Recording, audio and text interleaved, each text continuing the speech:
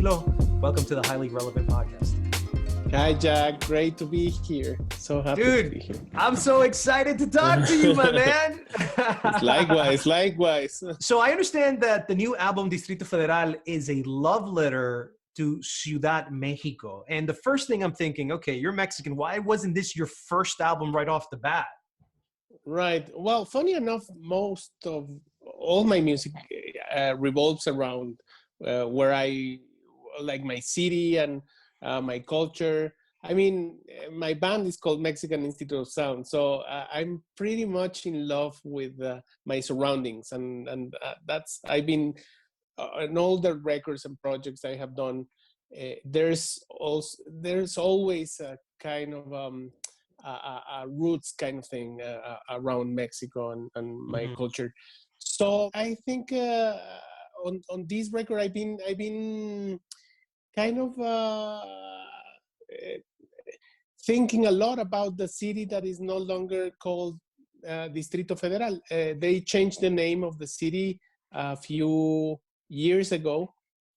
So it's suddenly the city that you've grown up is not longer the city that you fall in love with. The green taxis, los bochos, the Beatles are no longer, you don't see that anymore. Instead of small cafes, there are Oxxos and 7-Elevens. And so it suddenly the city changed. And this is a kind of a record that kind of explore the romantic side of the Mexico City that I like when I was growing up and using public transportation and record digging and all that stuff. One of the tracks in the album is called My America Is Not Your America. It's featuring Graham Coxon from the Canadians, like all sort of different people and colors and ideology. And when it comes to America, seems I was like very sad and like hear about Trump's wall. So I thought like that America is not open the arms for Americans, and that's crazy. Like and they're treating really bad our Mexican people that is trying to go to America and try to work in America. So it was a double meaning thing. Like from one side, like America is everything. It's and America is a thought. You know, like I think America as a thought should be an inclusion thing, and seems like it was heading the wrong way. Like America was for a few instead for all, and that was my main thing. So it has two kind of readings, I guess. So in 1829, Mexico abolished slavery. America didn't do it for another 30 years in 1865. And in your video, you have some Black people, the Afro-Mexicans that live in Mexico that deny their race. We've seen too many documentaries of Mexicans saying that they're not Black, that they have no type of Black in them whatsoever. Yet there's so many Blacks that go to Mexico. There's so many Mexicans that are Black. Can you explain a little bit about your relationship with racism in Mexico and also racism in America as well, and how you live interweaved in all of that? Oh my God! Like I think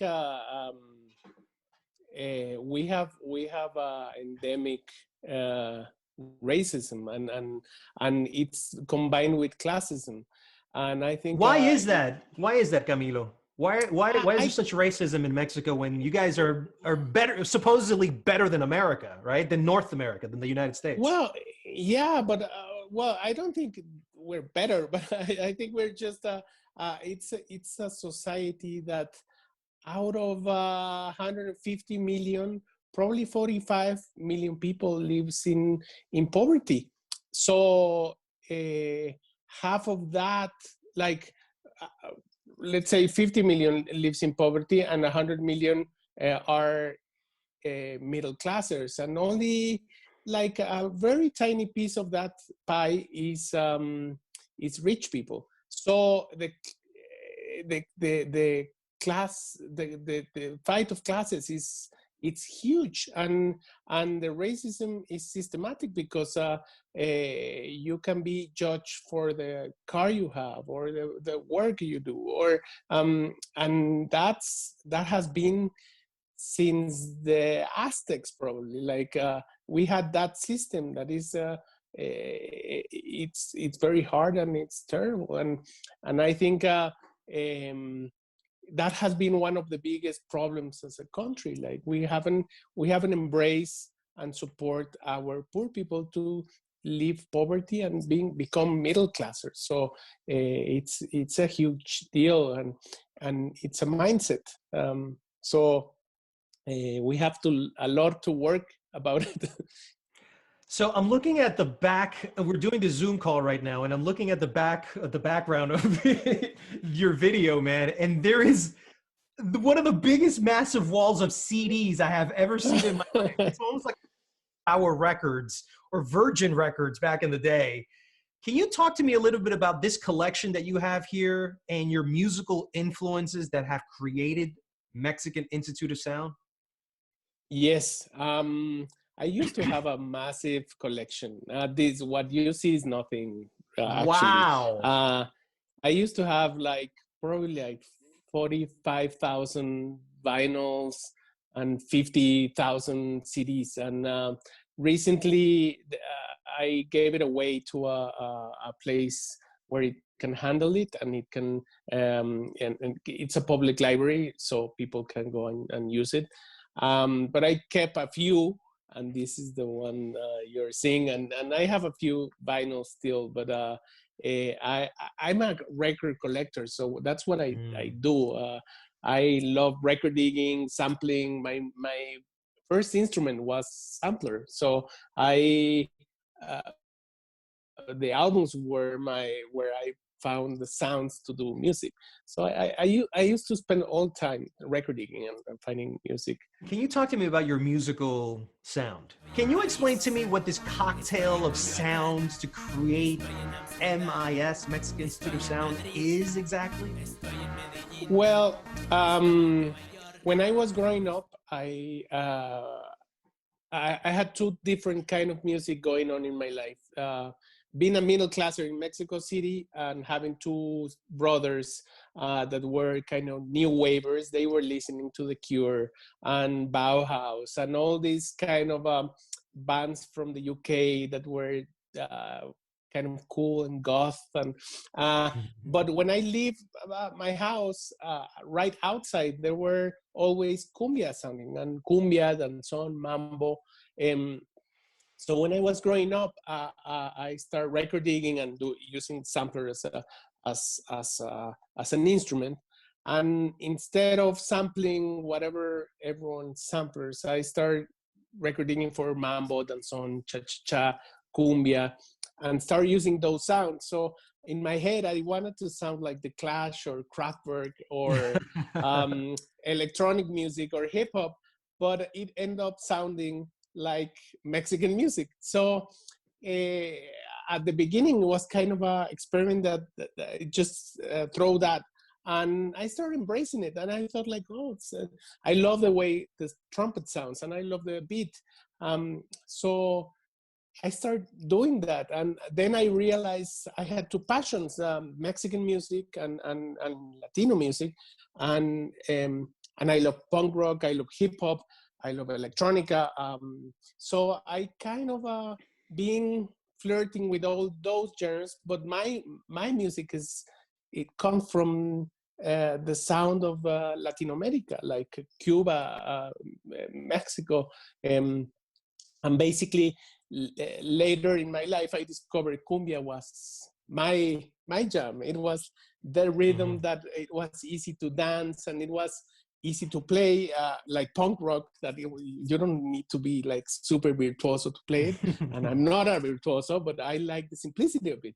So cumbia for me was perfect. And then I realized cumbia, there was cumbia everywhere in Latin America. Oh yeah, Colombia es uno de esos. Well, Colombia is like the Nashville of cumbia. So but you had cumbia from Canada to Argentina, and they kind of make it their own way.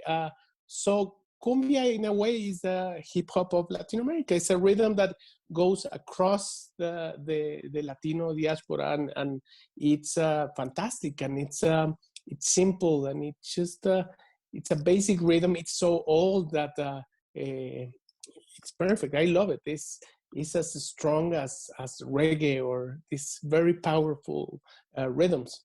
I had been to Ciudad Mexico for, like maybe half a dozen times. And one of the fascinations that I have is that there's an extremely dependence on American culture in Mexico. There's been this cacophony of Mexicans not wanting to be dependent on American culture and be more exclusive with their own identity. You seem to be very into hanging out with US artists and US music and US culture. Do you grapple with that? Are you okay loving America from the entertainment perspective, the music, the history of it? Or do you want to just get rid of that and become your own Mexican person with your own Mexican identity? Just have a global cocktail of things, but, Mexican. Oh, well, I mean, the US is the big brother always and always be. I grow up with American culture, and it is impossible not to grow up with that in Mexico. And later in life, I discovered like a city like LA, for example, had so many things of what I am that later in life I start gravitating between Mexico City and Los Angeles. So I feel I belong to those two places. I spend a lot of time in both cities, and I always loved American culture and love pop culture in general. What I do think is very interesting in this time is that culture doesn't necessarily need to come from an Anglo country, like meaning the UK or the US. I think the pop culture is gonna come from either Mexico or Ghana or Korea, and that makes me really happy. It's not that I don't love American or UK music, but I do think the world deserves to have more diversity, and that's fantastic. But definitely my pop culture. I mean, I'm a pop culture addict, and I love whatever pop culture can give me. No. Talk to me about Coco. This is one of my favorite movies. Tell me how you got close to this movie that won the Oscar and that represented Mexico in a way that America had never really truly done before. It was completely random. I got a message on Facebook saying like, "Hey, I'm Lee. I direct Toy Story and Monsters Inc." Sounds like a joke, but I'm real, and I'm listening to your music and I love it, and I would love to have you on my film. So that was my first approach to that. And wow. After just realizing it was not a joke, I took a few meetings on Pixar, and I discovered Lee was actually a big fan of my music, and he wrote the beginning of the script listening to my music. So he invited me to join the project, and the very first thing we had a conversation about was that in my mind all the animated films that show Mexicans were little mice with big hats that sleep outside a bullfight plaza and took naps. And I was like, that's not the idea I want to. If this project is that, I don't want to be involved.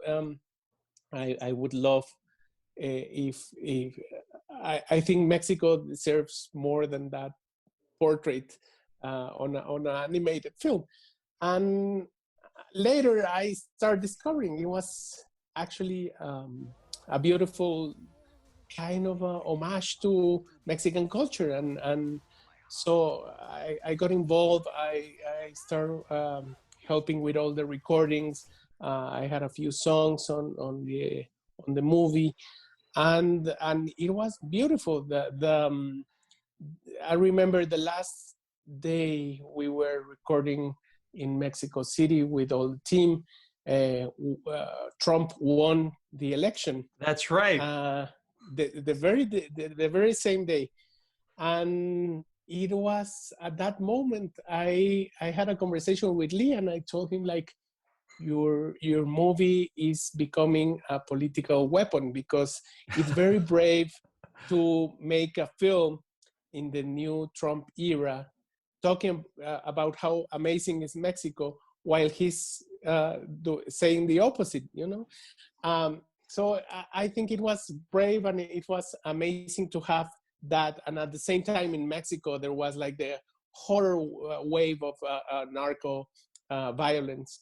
So for me to have that kind of beautiful, amazing movie to show how beautiful is my culture, it was very important. The only way to fight violence and hate is to show something super positive, and this was the perfect way to put a daisy flower in a cannon. You know, it was a beautiful way to fight something horrible that was happening to Mexicans. You know?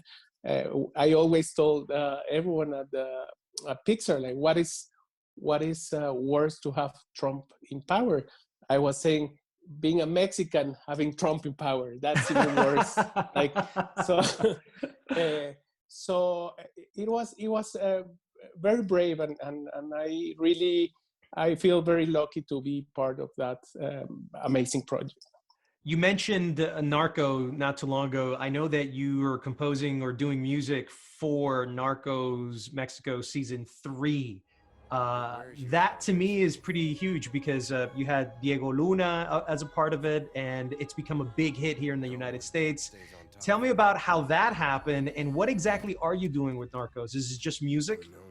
Yes, I've been working on all the Mexico season, Oh, okay.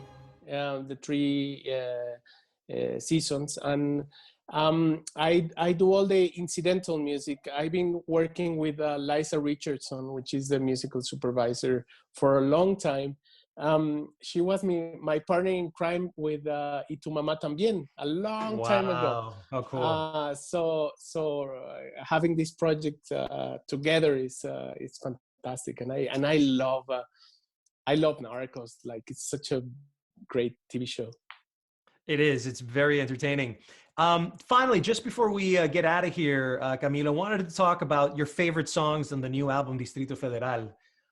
What are some of the tracks that you want people to know more deeply, that maybe you can explain about where those songs come from, that are very personal and connecting to you?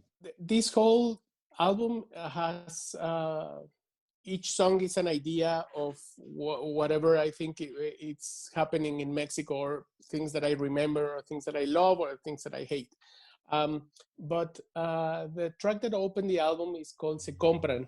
And if you live in Mexico City, there's no way you haven't listened to the guy who buy stuff. So there's everywhere in the city, there's a van with loudspeakers saying, se compran colchones, tambores, refrigeradores, lavadoras, microondas, y fierro viejo que venda. So it's like a mantra. You keep hearing that over and over and over, and it's annoying. Like, but it's part of the landscape of the city. So I thought, like, if you take out the sound of that and you say it as poetry, it's almost concrete poetry. It's something beautiful. So I made a song about that treats that famous se compran tambores, colchones, lavadoras, microondas as poetry. What happened if someone would say a poem out of that? and it's a mantra, and I think it's beautiful. It's a mantra of Mexico City. That is one. The second one, it's a song called Dios, that it's a crossroads, that what would happen if you run into God and the devil in a crossroad. And I say, like, if I run into God, I would ask him for a quesadilla, and if I run into the devil, I would ask him a gordita. But my end of the tale is that no matter what you take, what road you take, it's the same. Like it is the same road at the end of the road, because a gordita and a quesadilla are made of the same material, and basically it's the same. And the song is called Dios because I think that's where you can find Dios, God. I think Mexicans are made of blood, water, and maize and corn. So if you smash a Mexican, you have a quesadilla or a gordita. That's an interesting perspective. That's actually really good. Bueno, Camilo, muchísimas gracias por estar aquí con nosotros in the Highly Relevant Podcast. I much appreciated. The name of the album is called Distrito Federal. It comes out January 2021. Camilo, once again, thank you for being on the show. Muchas gracias, Jack.